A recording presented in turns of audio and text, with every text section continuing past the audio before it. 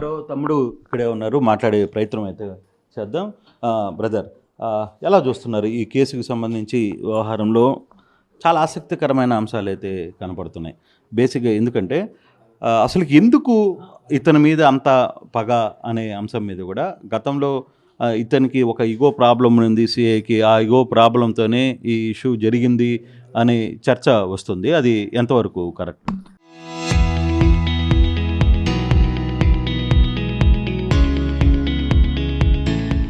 ఈ సిఐ గారు అంతకుముందు ఒక 20 సంవత్సరాల క్రితం ఏజీఎస్లో చేసినప్పటి నుంచి మా అందరికీ సుపరిచితమేనండి. ఈయన ప్రవర్తన ఎలా ఉంటాడు ఏంటి అనేది కూడా మా అందరికీ తెలిసిందే. అయితే ఏంటంటే ఫ్రెండ్లీ పోలీస్ అంటారు కదా, ఫ్రెండ్లీ పోలీస్ అంటే ఏంటంటే ఈ సిఐ గారు ఉన్న అలవాటు తీసుకురావటం, కొట్టడం, తీసుకెళ్ళి బూడిద చేసేయటం, వాళ్ళ ఫ్యామిలీకి బూడిద కూడా ఇవ్వకుండా ఉండటం, ఇది ఫ్రెండ్లీ పోలీసు. మేమేమనుకుంటాం అంటే మాకు పోలీసులు అంటే చాలా గౌరవం ఉంది. ఎందుకంటే మేము ఎన్నో బాధలు పడి వచ్చాం. ఈ రాష్ట్రంలో రాధారంగ మిత్రమండలి ఉంది కాబట్టే పోలీసులకు కొద్దో గొప్ప అన్న ఆ భయం కూడా ఉంది. యథార్థంగా రాధారంగ మిత్రమండలి ఏ విధంగా పనిచేసిందంటే ఈ రోజున స్టేషన్లో ఏం జరిగింది, ఇలా జరిగిందని బయటికి రావడానికి కూడా కారణం రాధారంగ మిత్రమండలే. మాకు అండగా ఉంది కూడా చెన్నుపాటి శ్రీను గారు, వీళ్ళే. మేము ఇప్పుడు కూడా ఏమంటున్నాం అంటే మీరు తీసుకెళ్ళిన మాట వాస్తవం, మీరు వాస్తవం, శవాన్ని తీసుకెళ్ళి బాత్రూంలో దాచిన మాట వాస్తవం, ఎదురుగుండా హాస్పిటల్కి తీసుకెళ్ళిన మాట వాస్తవం, తీసుకెళ్ళి శవాన్ని చీకటితో తీసుకెళ్ళి బరియల్ గ్రౌండ్కి తీసుకెళ్ళి కాల్ చేసిన మాట వాస్తవం. మీరు భయపట్ల ఫ్రెండ్లీ పోలీస్ అంటే ఇదేనా? మీకు రాష్ట్రంలో చంద్రబాబు గారు కానీ, పవన్ కళ్యాణ్ గారు కానీ, బీజేపీ కూటమి కానీ మీకు వచ్చిన తర్వాత మీకు చెప్పింది ఏంటి, మీరు చేస్తుంది ఏంటి, మీకు ఎక్కడ ఏం చెప్పారు, మీరు ఏం చేస్తున్నారు? మీకు కేసులు పెట్టే రైట్స్ లేవని మేము అంటలా, పెట్టండి. ఇంటికి పెద్ద కొడుకు, తల్లిదండ్రుల మాట ఉన్న కొడుకుని కొట్టేవాడే పెద్ద కొడుకు, ఆడే పోలీసు. ఆ పోలీసే తీసుకెళ్ళి కాల్ చేసి శవానికి బూడిద కూడా ఇవ్వకపోతే మాలాంటి 6 అన్నదమ్ములు 4 అక్క చెల్లెళ్ళు ఉన్న పెద్ద ఫ్యామిలీలోనే మీరు ఒక వ్యక్తికి తీసుకెళ్ళి కాల్ చేసి బూడిద కూడా ఇవ్వకపోతే రిక్షా తొక్కుకునేవాడు, ఆటో తోలుకునేవాడు, కూలి పని చేసేవాడు, ఆడు ఎవరి దగ్గరికి వెళ్తాడు, ఎవరిని అడుగుతాడు, ఎవరు సమాధానం చెప్తాడు, ఏ కోర్టు తెలుసాడికి? స్టేషన్కి వెళ్తాడా, ఇంకో కోర్టుకి వెళ్తాడా, ఇంకో స్టేషన్కి వెళ్తాడా, ఎక్కడికి వెళ్ళగలడు? ఈ పాయింట్ మీదనే మీకు కుటుంబంలో చదువుకున్నారు, డాక్టర్లు ఉన్నారు, లాయర్లు ఉన్నారు, ఇంతమంది ఉన్న మీ కుటుంబంలోనే ఒక సంఘటన జరిగితే కనీసం తీసుకెళ్లిన వ్యక్తిని 15 రోజులు హాస్పిటల్లో అంటే లాకప్లో ఉంచి చనిపోయిన తర్వాత కూడా కనీసం మృతదేహం కూడా ఇవ్వలేని పరిస్థితుల్లో పోలీసు ఉంది అంటే దీన్ని ఎలా అర్థం చేసుకోలేదు? ఇంకా సామాన్య పరిస్థితి మేము అదే అడుగుతున్నాం. మాకు టాస్క్ ఫోర్స్ సిఐ గారు తీసుకెళ్లారు, టాస్క్ ఫోర్స్ సిఐ గారు టాస్క్ ఫోర్స్ సిఐ వాళ్ళు తీసుకెళ్లారు. మామూలు మా పడమట ఇక్కడ మన డీజీపీ ఆఫీస్ గారు పక్కన టాస్క్ ఫోర్స్ వాళ్ళు తీసుకెళ్లారు, కొట్టారు, తీసుకొచ్చారు, స్టేషన్కి చెప్పారు. స్టేషన్కి చెప్పిన తర్వాత స్టేషన్లో పెట్టారు. ఏమండి, పోలీసులకు ఎలా ఇన్ఫర్మేషన్ ఉంటుందో క్రిమినల్స్కి కూడా అలాగే ఇన్ఫర్మేషన్ ఉంటుంది. స్టేషన్లో ఏం జరిగిద్దో ప్రతి ఒక్క ముద్దాయి బయటకు వచ్చి నిజమే చెప్తాడు, అబద్ధం చెప్పడు. ఎందుకు చెప్పడంటే మీరు చేసే అకృత్యాలు బయటికి రావాలంటే కనీసం ముద్దాయిల్ని అడగాలి. మాకు తెలిసి ఏం జరిగిందో, తీసుకొచ్చారు, కొట్టారు, దెబ్బలకు తట్టుకోలేక ఎదురు తిరిగి నిన్ను తిట్టిన మాట వాస్తవం. అబ్బాయి తిట్టాడు, తిడితే తట్టుకోలేక ఇంకా 4 దెబ్బలు కొట్టిన మాట వాస్తవం. సిఐ నాగరాజు గారు ప్రతి ఒక్కటి, నా దగ్గరికి అశోక్ అనే కానిస్టేబుల్ వచ్చిన మాట వాస్తవం, నా దగ్గరికి కొంతమందిని పంపించిన మాట వాస్తవం. మేము ఒకటే చెప్పాం పెద్ద మనుషులకు కూడా, మేము ఎన్నో సంవత్సరాల నుంచి రాధారంగ మిత్రమండలి నమ్ముకొని ఉన్నాం. మా నాయకులను కూడా మా దగ్గరికి పంపించిన మాట వాస్తవం, మా నాయకులు కూడా మాకు సపోర్ట్గా నిలబడ్డ మాట వాస్తవం. మేము ఒకటే చెప్పాం, మా బాడీని అన్న అప్పు చెప్పండి, మా వాడిని అన్న అప్పు చెప్పండి, మీరు రెండిట్లో ఏదో చేయండి. మీరు బాడీని ఇవ్వకుండా శ్మశానంలో కనుక కాల్ చేసి బూడిద కూడా ఇవ్వకుండా డేట్ కూడా చెప్పకుండా మీరు రాజీకి పిలుస్తున్నారంటే మేము చేతకాడ గాజులు వేయించుకొని మేమేం కూర్చోలా, మేము గాజులు వేయించుకొని ఏం కూర్చోలా. ఇంతమంది ఫ్యామిలీలో ఒక అనాథగా తీసుకెళ్ళి కాల్ చేయటం అంటే ఇది చిన్న విషయం కాదు. మేము ఒకటే అడుగుతున్నాం, పోలీసులు అందరూ దుర్మార్గులు ఉంటారు, వాళ్ళకి పెళ్ళం పిల్లలు తెల్లారు లేచిన కాడి నుంచి వాళ్ళకి బోళ్ళని బర్డెన్స్ ఉంటాయి. మాకు తెలియదు ఆ బాధ. మీ ఇంట్లో ఒక కొడుకుని కనుక ఎవరన్నా తీసుకెళ్ళి, పోలీసు వాళ్ళు ఎవరు గంజాయి తాగేవాళ్ళు లేరా అండి, గంజాయి అమ్మించేవాళ్ళు లేరా? ఎక్కడ ఏం జరుగుతుందో పోలీసు వ్యవస్థకు తెలియదా? కమిషనర్ గారు ఇంకా నిజాయితీ పరుడు కాబట్టి ఇతన్ని వెంటనే వీఆర్కి పంపించాడు. కానీ వీళ్ళు పంపించాల్సింది వీఆర్కి కాదు, 302 కట్టి ఇమ్మీడియట్లీ 3 నెలలు వీళ్ళ జైలుకి పంపించాలి, వీళ్ళ స్టేషన్ని జైలుకి పంపించాలి. మేము మా వాడు పోయాడని బాధ, మా వాడు తప్పు చేశాడు, చేస్తే నువ్వు చేసింది ఏంటి? ఇప్పుడు నువ్వు అదే కదా చేసింది, మరి నువ్వు వెళ్ళవా స్టేషన్కి, కోర్టుకి నువ్వు వెళ్ళవా, సబ్ జైలుకి వెళ్ళకూడదా? నువ్వు వాడు చేసింది తప్పు అయితే నువ్వు చేసింది కరెక్టా? ఒక తల్లికి కడుపు కోత మిగిల్చావు. మేము దానికి కూడా మేమేమంటలా, మేము ఒక్కటే అడిగాం, విజయవాడ సిటీలో ఇంత రాజకీయ చైతన్యం కలిగిన విజయవాడ సిటీలోనే ఒక వ్యక్తిని తీసుకెళ్ళి కాల్ బూడిద చేసినోడికే ఇంతమంది రాజకీయ నాయకులు వెనకాల కొమ్ముగా వస్తున్నారు కదా, వాళ్ళందరికీ ఒకటే చెప్తున్నా, ఒక్కడొస్తాడు, ఆడొచ్చిన రోజున ఈ పంచాయతీలు సెటిల్మెంట్ల కోసం రాడు వాడు వచ్చే రోజు దగ్గరలోనే ఉంది. వచ్చిన రోజున మిమ్మల్ని నిలదీస్తాడు, మీ బట్టలు ఓడదీస్తాడు, మిమ్మల్ని ప్రశ్నిస్తాడు. రంగా గారు లేరు కాబట్టేగా మీ యాశాలు ఇలా సాగుతున్నాయి, మా వాళ్ళు సరిగ్గా లేకపోబట్టేగా మీ ఆటలు ఇలా సాగుతున్నాయి. మాకే కనుక రంగా గారు కనుక బతుకుంటే మీ బతుకులు ఎక్కడుండే మీరు మాట్లాడగలిగేవాళ్ళ? అంటే బేసిక్గా ఈ కేసు ఫైనల్గా మీకు న్యాయం అంటే పోయిన బిడ్డ ఇక రాడు, వచ్చే పరిస్థితి లేదు. కనీసం మీకు ఆ బూడిద అవశేషాలన్నా ఇస్తారని ఆశ ఉందా మీకు? మేము అడిగాం, మేమేమి భయపడిపోయి చేతులు కట్టుకొని అయ్యా సార్ అనే క్యారెక్టర్లు మా ఏం కాదు. మేము 6 అన్నదమ్ములు 4 ఆడపిల్లలు. ముందల బాడీ నప్పు చెప్పని అడిగాం. మాకు తెలియదా నువ్వు ఎవరి దగ్గరికి వెళ్ళిందా? నువ్వు మా వాళ్ళ దగ్గరికి వెళ్ళి మమ్మల్ని బెదిరిస్తానికి చూస్తే మమ్మల్ని ఎవరు బెదిరిస్తారు, ఎందుకు బెదిరిస్తారు మాకు తెలియదా? నువ్వు చేసిన నీచమైన పని మా కళ్ళకు కనపడలేదు అనుకున్నావా? ఇంకా మాకు తెలియదు అనుకున్నావా? మేము ఒకటే ప్రశ్నిస్తున్నాం, నువ్వు చేసిన తప్పుకు నువ్వు శిక్ష అనుభవించాల్సిందే. నీతో పాటు ఆ బాబురావు, అశోక్ అందరూ A to Z స్టేషన్ మొత్తం కూడా దీనికి బాధ్యత వహించాలి. ఆ తల్లి కడుపుకోత ఎవరు తీరుస్తారు? వాళ్ళు చేసింది తప్పు అయితే ఈయన చేసింది కరెక్టా? వాడికి కేసులు ఉన్నాయి, NBWలు 2 పెండింగ్ ఉన్నాయి, వస్తాయి. విజయవాడ సిటీలో వీడు ఒక్కడే దొరికాడా? నువ్వు పెద్ద పిల్లలు కార్లతో గుద్దుకున్న వాళ్ళని ఏం చేశావు నువ్వు? ఏం చేశావు? మొన్న తార్జీబులతో గుద్దుకున్నారు ఎంతమంది మీరు? డబ్బులు ఉన్నోడికి ఒక న్యాయం, డబ్బులు లేనోడికి ఒక న్యాయం, రిక్షావాడికి ఒక న్యాయం, ఉన్నోడికి ఒక న్యాయం. ఏంటిది? అడిగేవాడు పుట్టేదాకా మీ బతుకులు ఇలాగే ఉంటాయి. పోలీసు వ్యవస్థ, రాజకీయ వ్యవస్థ 2 కుమ్మక్కాయ నడిచినంత కాలం సామాన్యుడికి న్యాయం జరగదు. పవన్ కళ్యాణ్ గారు రాని, చంద్రబాబు గారు రాని, లోకేష్ గారు రాని, ఎవరైనా రాని, సామాన్యుడికి న్యాయం జరగాలంటే ఒంటి మీద బట్టలు ఊడిపోవాలి. ఇలాంటి వాళ్ళకి బట్టలు ఊడిపోతే వీళ్ళకి భయం అనేది ఉండాలి, సపరేట్ వీళ్ళకి ఒక సెక్షన్ అనేది ఉండాలండి పోలీసు వ్యవస్థకి. ఎవరు తల్లి బాధండి? మా వాడు తప్పు చేశాడు, శిక్షించండి, తీసుకెళ్ళండి. ఘోరమైన తప్పు చేస్తే వాడి నప్పు చెప్పండి. మేము తప్పు అడుగుతున్నావా? తప్పుడు మాటలు మాట్లాడుతున్నావా? ఆ తల్లి ఏడుపుకి ఎవరు కారణం? నీ అహంకారం, నీ ఇది మా మీద చూపిస్తావా? లాస్ట్కి నువ్వు వచ్చి మనం కాపు, నువ్వు కాపు, మేం కాపు. ఏంటి కాపు? ఇదేమన్నా బిస్కెట్ ప్యాకెటా నువ్వు తినేసి ఇంకో ప్యాకెట్ కొనుక్కోవడానికి? మధ్యలో కూడా మీతో కొంత బేరసారాలు సిఐ నడిపారు, కొంత మిమ్మల్ని సప్రెస్ చేయడానికి ప్రయత్నించారు అని నిజమేనా? అది నిజమేనండి. బేరసారాలు జరిగింది ఏంటంటే సిఐ గారితో మాట్లాడాలి, మిమ్మల్ని ఒక వ్యక్తి రమ్మంటున్నాడు అన్నారు. ఆ వచ్చిన వ్యక్తి జనసేన వ్యక్తి. అతనికి చెప్పాం మేము మా వాడు ఉంటే మా వాడిని తీసుకురండి. మేము బేరాలు సారాలు చేసే క్యారెక్టర్ మాది కాదండి. మా దగ్గర వచ్చిన వాళ్ళందరికీ తెలుసు. డబ్బులు కమ్ముడిపోతే మేము హైకోర్టుకి ఎందుకు వెళ్తామండి? వచ్చిన వ్యక్తికి కూడా చెప్పాం, ముందర మా వాడు బాడీని తీసుకొచ్చి చెప్పండి. సిఏ ఎలాంటి వాడైనా మాకు సంబంధం లేదు, ఆడి చచ్చిపోయినా మాకు బాధ లేదు, తీసుకొచ్చి మాకు శవాన్ని చెప్పండి. మా కార్యక్రమాలు చేసుకోవాలి. మేము 15 రోజులు కుక్క చచ్చిపోతేనే తీసుకెళ్ళి మనం జాగ్రత్తగా ఖననం చేసి దానికి వర్ధంతులు చేస్తాం. ఒక మనిషిని తీసుకెళ్ళి మీకు ఆ రైట్ ఎవరిచ్చారు? పోలీసు వ్యవస్థను మేము ప్రశ్నిస్తున్నాం, మేము అడుగుతున్నాం, మీకు ఎవరు ఇచ్చారా రైట్? మనిషిని తీసుకెళ్ళి చంపేసి బూడిది చేసి బరియల్ గ్రౌండ్కి తీసుకెళ్ళి చేసే రైట్ ఎవరిచ్చారు? సీసీ కెమెరాలో తీయండి. మా వాడిని మీరు హాస్పిటల్కి తీసుకెళ్ళలేదా?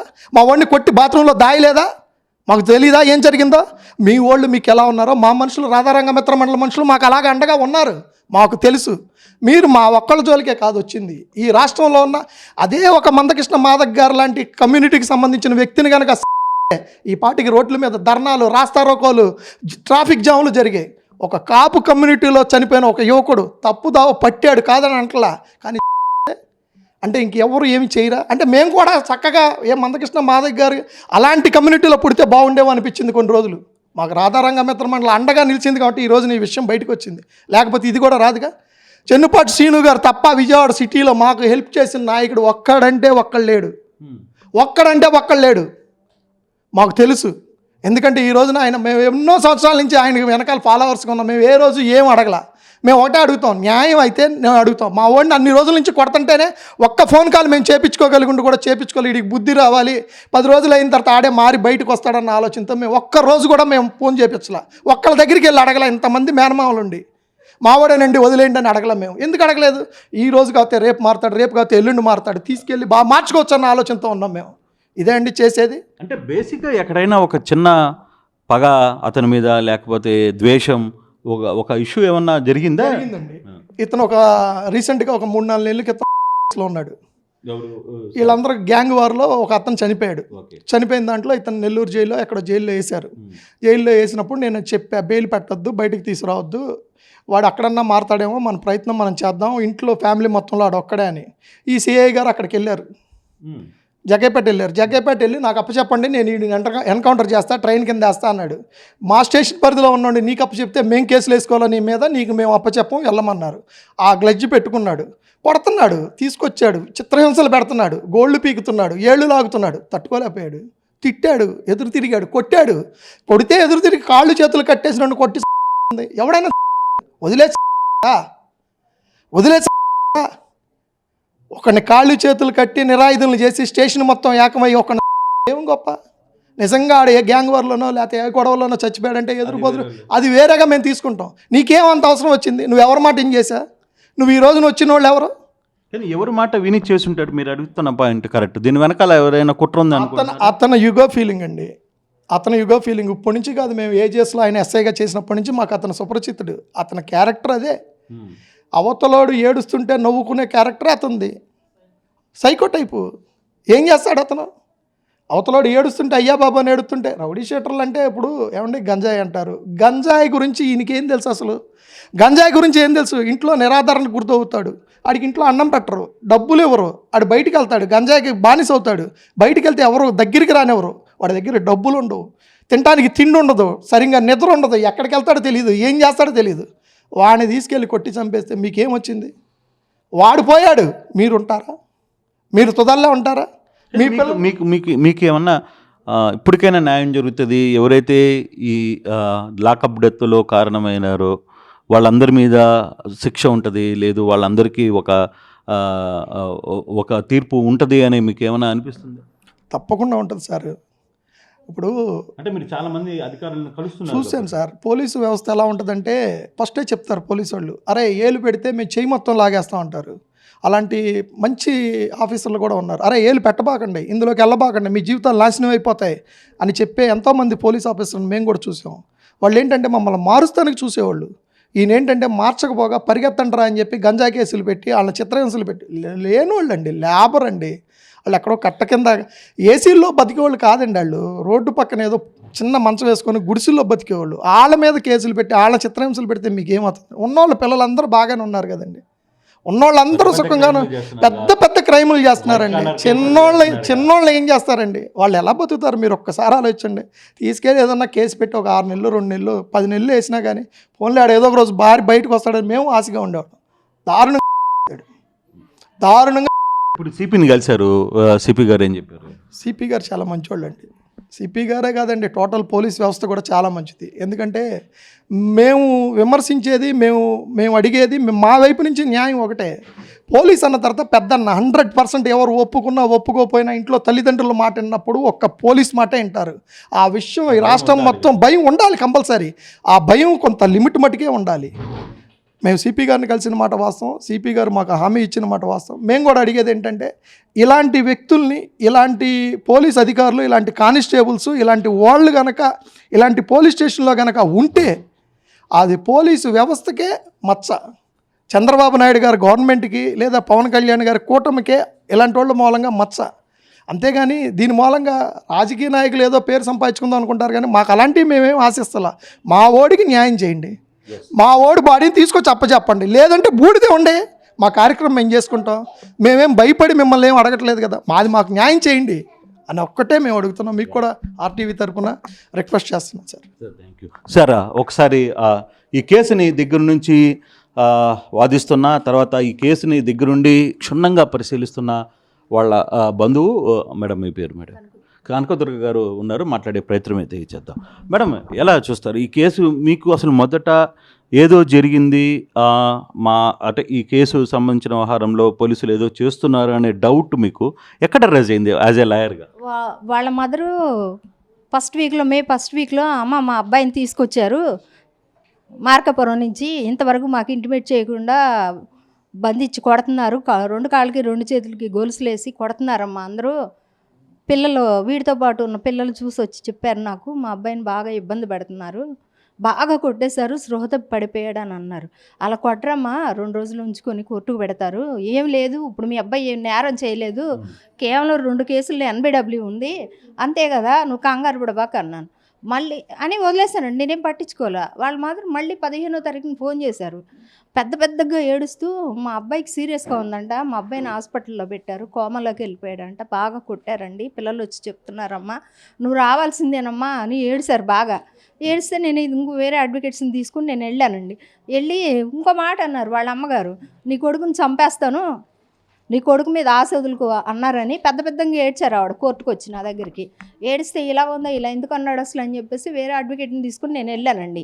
ఏంటండి చంపేస్తాను అన్నారంట, ఏంటి అలా ఎందుకు మాట్లాడారు అన్న, ఇలాగే అడిగాను నేనంటే, అయ్యో లేదమ్మా, ఊరినే అంటాం, చంపేస్తామా, ఊరినే అన్నామమ్మా అన్నారు ఆయన.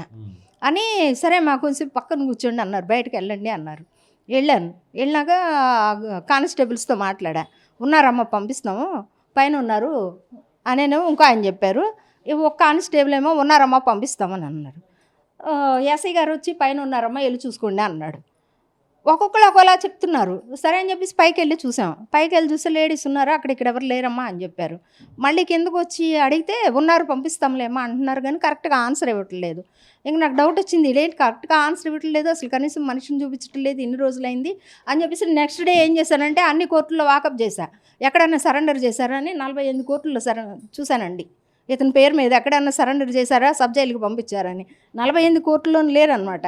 ఇంకప్పుడు నాకు డౌట్ వచ్చి కమిషనర్ డీజీపీకి కంప్లైంట్ ఇచ్చాను, ఇలాగా ఇదేదో కస్టోడియల్ టార్చర్ లాగా ఉందండి, కొంచెం మీరు ఇన్వాల్వ్ అవ్వండి అని చెప్పేసి డీజీపీకి కంప్లైంట్ ఇచ్చి హ్యూమన్ రైట్స్కి కూడా కంప్లైంట్ ఇచ్చానండి, బార్ అసోసియేషన్కి కూడా కంప్లైంట్ ఇచ్చి ధర్నా చేసాం. ఎంత చేసినా కానీ మమ్మల్ని ఆపేయటం, మా పని ముందుకెళ్ళనీయకుండా చేయటం, మాకు విపరీతమైన ఒత్తిడి తీసుకురావడం మా అడ్వకేట్స్ నుంచి ఇలా ఇబ్బంది పెట్టారు. అంటే అడ్వకేట్స్ మీ మీద ఒత్తిడి తెస్తున్నారు, ఏమని తెస్తున్నారు? ఈ కేసులో ఇన్వాల్వ్ అవ్వద్దు, ఈ కేసులో ఇన్వాల్వ్ అవ్వద్దు, వదిలేయండి. ఎలా వదిలేస్తాను, నా సొంత బంధువులను ఎలా వదిలేస్తాను నేను?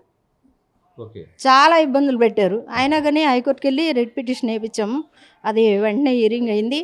ఫస్ట్ హియరింగ్లోనే అతను అప్పచెప్పాలి, డిలే చేసినందుకు కౌంటర్ వేయాలని చెప్పేసి కోర్టు వారు చెప్పారు. ఈరోజుకి వేశారు వాయిదా. ఇది ఇలా జరుగుతూనే ఉంది. అయితే వాస్తవం ఏంటంటే కృష్ణలంక పోలీస్ స్టేషన్లో ఆ బాబుకి సంబంధించిన ఫోన్ ఉందండి, వాడి చెప్పులు ఉన్నాయండి, వాడి షర్ట్ కూడా ఉంది, వాళ్ళ అమ్మగారు పిల్లలు అందరూ చూసి వచ్చి ఏడుస్తున్నారు. నేను వాళ్ళ మదర్ని అడిగా, ఇన్నిసార్లు వెళ్ళి మరి చూసామమ్మా అంటే, చూశానమ్మా, మా అబ్బాయిని 2 కాళ్ళకి కట్లు కట్టి పడేస్తున్నారమ్మా, వెళ్తుంటే 2 కానిస్టేబుల్స్ ఇలా అడ్డం పెట్టి ఆపేశారమ్మా అని గౌరవని ఏడ్చారు ఆవిడ. అంటే ఈ వ్యవహారాన్ని మీరు కోర్టులో, అంటే ఈరోజు కూడా హియరింగ్ అయింది కదా 15వ తారీఖు, ఈరోజు మళ్ళీ 29కి వాయిదా వేశారని చెప్పి చెప్తున్నారు హైకోర్టులో. మరి ఏం జరిగింది ఇప్పుడు జరుగుతుంది ఏంటంటే, వాళ్ళు టైం కావాలి, మాకు కనిపించలేదండి అని అన్నారు. ఆపోజిట్ సైడ్ వాళ్ళు, పోలీస్ వారు. అంటే ఇంకా కుదరదు, లాస్ట్ ఛాన్స్ 29th కల్లా మీరు ఏ విషయం మాకు చెప్పాల్సిందే అని చెప్పి వాళ్ళు చెప్పారు. ఇక్కడ విజయవాడలోనేమో సీసీ ఫుటేజ్ ఇమ్మని, ఆ అబ్బాయి సెల్ ఫోన్ ఇమ్మని చెప్పి వేసామండి, కోర్టు ఆర్డర్ ఇచ్చింది ఇమ్మని చెప్పేసి. ఇప్పుడు వస్తుందా సీసీ ఫుటేజ్ అవన్నీ వస్తుంది? వాళ్ళు సిన్సియర్ అయితే, వాళ్ళు ఏ తప్పు చేయకపోతే పోలీస్ డిపార్ట్మెంట్ వాళ్ళు ఇవ్వాలి, ఇచ్చే ప్రజలకు మేము నీతి గల్లలో నిజాయితీ గల్లలో మేము ఉన్నతమైన సర్వీస్ చేస్తున్నామని నిరూపించుకోవాలి. వాళ్ళ మదర్ ఏమంటే, నేను ఆ రోజు వెళ్ళి కూడా ఒకటి అడిగాను, మీరు కొట్టి ఆ అబ్బాయికి సీరియస్ కండిషన్ తీసుకొచ్చి హాస్పిటల్లో జాయిన్ చేశారంట, కొట్టారు, మేము కేసు పెట్టాం, పిల్లల్ని అప్పచెప్పండి, బాగు చేయించుకుంటాం అని అడిగా. అప్పటికి కూడా వాళ్ళ మనసు కరగల, చచ్చే వరకు పెట్టుకున్నారు. నేను వెళ్ళి అడిగానండి లాయర్లను తీసుకుని వెళ్ళి, కొట్టారండి, మేము కేసు పెట్టాం, మా అబ్బాయిని మాకు ఇచ్చేయండి, ఒక్కగానొక్క కొడుకు ఏడుస్తుంది, 40 రోజుల నుంచి ఆ తల్లి కోర్టు పోలీస్ స్టేషన్ చుట్టూ తిరుగుతుంది, మీరు సీసీ ఫుటేజ్ తీస్తే ఆవిడ తిరుగుతుంది లేని కనిపిస్తుందండి. సీసీ ఫుటేజ్ ఇప్పుడు డిలీట్ అయిందని వస్తున్న వార్తలు ఎంతవరకు? ఎట్లా డిలీట్ అయింది? ఏరా వీడికి తెలియకుండా ఎట్లా డిలీట్ అయిందండి? వీడి స్టేషన్లో ఎట్లా డిలీట్ అయింది? అధికారం ఉందండి మదవా? ఆ 8 నెలలు ఉంటుంది సీసీ ఫుటేజ్, ఇదంతా కూడా కమిషనర్ ఆఫీస్లో ఉంటుంది. ఎందుకు డిలీట్ అవుద్ది? డిలీట్ అయిందంటే ఈడేదో చేశాడని అర్థం, అవును కదండి? నువ్వు డిలీట్ చేయాల్సిన అవసరం ఏంది? నువ్వు నిజాయితీ గల ఆఫీసర్ అయితే డిలీట్ ఎందుకు చేసావు? ప్రజలకు సమాధానం చెప్పాలి. 2 బాగా బలిసిన వాళ్ళ పిల్లలు కార్లతో గుద్దుకున్నారు, అందులో హెరాయిన్ ఉంది. నువ్వు ప్రజలకి ఏం చెప్పావు? వాళ్ళ మీద ఏం యాక్షన్ తీసుకున్నావు? పేదింటి పిల్లల్ని తీసుకొచ్చి కొట్టి చంపి దొంగ కేసులు పెడతావా? మీరు నిజాయితీగా సర్వీస్ చేసే పోలీస్ ఆఫీసర్ అయితే మొన్న కార్లకు సంబంధించి ఒక్క ప్రెస్ మీట్ పెట్టి ప్రజలకు తెలియపరిచారా? మీరు అమాయకుల్ని తీసుకొచ్చి కొడతారా? కొట్టి చంపేసి ఇష్టం వచ్చినట్టు చేస్తారా? అదేమంటే బెదిరిస్తారా?